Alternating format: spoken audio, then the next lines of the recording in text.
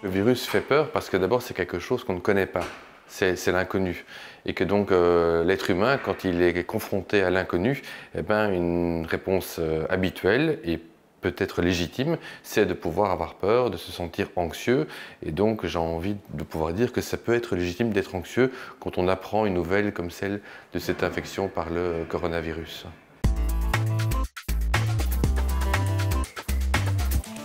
Ce que moi je donne comme conseil aux patients que je rencontre et qui sont très inquiets, c'est de simplement leur dire que face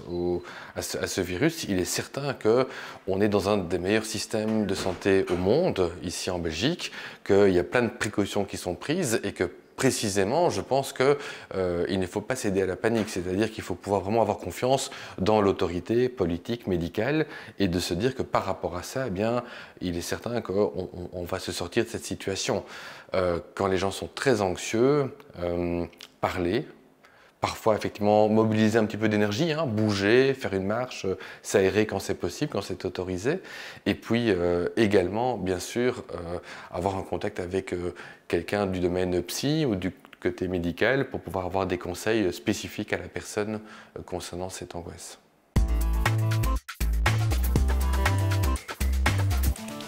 L'être humain est a priori quelqu'un de social, c'est-à-dire quelqu'un qui a besoin de contacts sociaux parce que ça fait du bien, c'est une façon effectivement, de prendre soin de l'autre, de prendre soin de soi, d'avoir des amis, d'avoir de la famille. Et je pense que par rapport à cela, il faut tenter de garder des contacts avec ces personnes qui seraient confinées, qui seraient mises en quarantaine, ne fût-ce qu'en les appelant par exemple, hein, en pouvant prendre de leurs nouvelles, ça c'est une chose vraiment importante,